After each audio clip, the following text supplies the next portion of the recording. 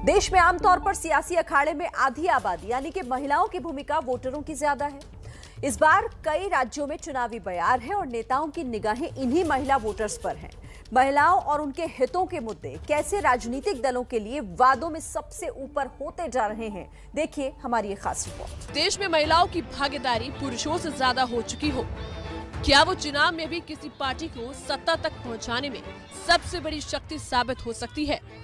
बहुत सारे लोग कि विमेन एम्पावरमेंट होना चाहिए, विमेन एम्पावरमेंट होना चाहिए। काम कोई नहीं करता विमेन एम्पावरमेंट में। अगर हमारे हर महिला की जेब में 1000 रुपए होंगे तो वो क्या क्या नहीं कर सकती। जिन महिलाओं ने 2019 के लोकसभा चुनाव में अपनी भागीदारी 67% से ज्यादा दर्ज कराई हो, क्या उनका वोट 5 राज्यों में होने वाले चुनावों का भी रुख मोड़ देगा? उत्तर प्रदेश में कांग्रेस पार्टी 40% टिकट महिलाओं को देगी। ये निर्णय उत्तर प्रदेश की हर एक महिला के लिए है जो बदलाव चाहती है, जो न्याय चाहती है। क्या नेता और सियासी दल देश की आधी आबादी की बढ़ती ताकत को पहचान चुके हैं, इसलिए महिलाओं के लिए वादे और योजनाएं अब उनके वादों में अव्वल होते जा रहे हैं? महिलाओं के खासकर स्वास्थ्य के सवाल और उनकी शिक्षा के सवाल अगर कोई उठा सकता है तो एक अगर महिला उठाएगी तो उससे ज़्यादा समर्थन मिलेगा। मेरी कोशिश होगी कि डिम्पल भी आएँ और महिलाओं के स्वास्थ्य के सवाल, उनके सुरक्षा के सवाल उठाएं और उनके बीच में जाएं। भारतीय मताधिकार आंदोलन ने स्वतंत्रता संग्राम में अधिक से अधिक महिलाओं की भागीदारी के साथ गति पकड़ी। पहले लोकसभा चुनाव से लेकर अब तक 70 साल और 17 आम चुनावों के बाद अपने मताधिकार का इस्तेमाल करने में महिलाओं की भागीदारी पुरुषों से ज्यादा हो गई। ये बड़ी बात खुद देश के मुख्य चुनाव आयुक्त सुशील चंद्रा ने हाल ही में कहा और इसी से देश में महिला वोटों की बढ़ती ताकत को आप पहचान सकते हैं, जो आने वाले चुनावी राज्य में भी राजनीतिक दलों की रैलियों और वादों में झलक रही है। देश के 5 राज्यों यूपी, उत्तराखंड, मणिपुर, गोवा और पंजाब में अगले 2 महीने में विधानसभा के चुनाव होने हैं और इन सभी 5 राज्यों में हर राजनीतिक दल अभी से सत्ता तक पहुंचने की हर संभव कोशिश करता दिखाई दे रहा है और अब इन राजनीतिक दलों का फोकस महिलाओं की तरफ जाता भी दिखाई दे रहा है। जैसे महिलाओं के लिए पंजाब के वादे को आम आदमी पार्टी ने गोवा में भी दोहराया है। गोवा में सरकार बनने पर महिलाओं के लिए गृह आधार लाभ 1500 रुपए से बढ़ाकर 2500 रुपए प्रति माह करने का वादा केजरीवाल ने किया है। 18 साल से अधिक उम्र की प्रत्येक महिला को 1000 रुपए प्रति माह देने की बात कही है। यही वादा पंजाब में भी किया है।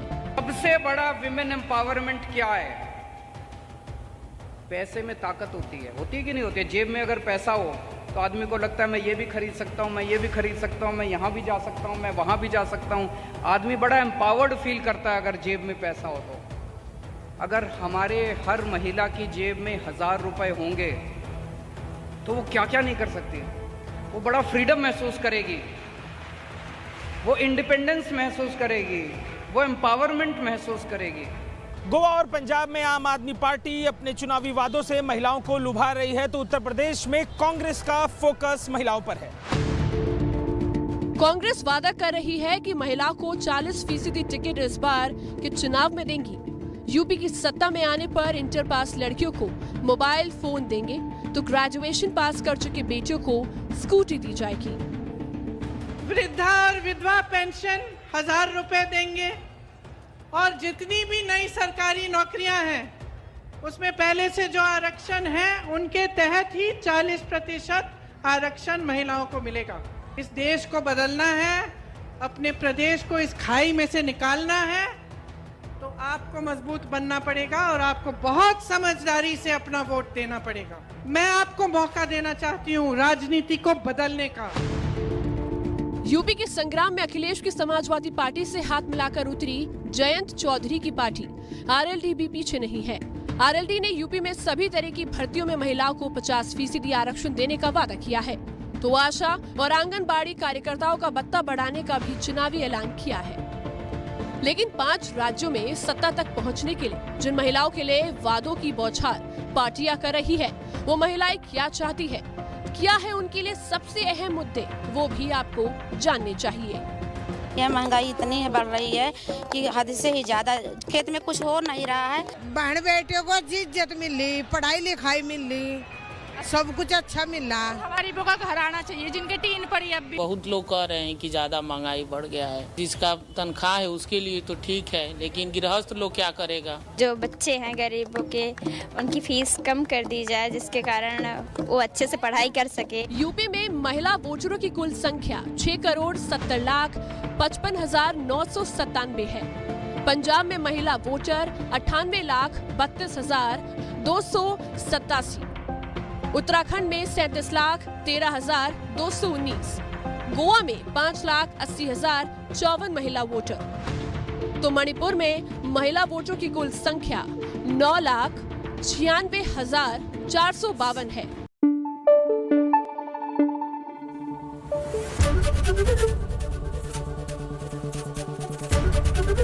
ABP न्यूज आपको रखे आगे।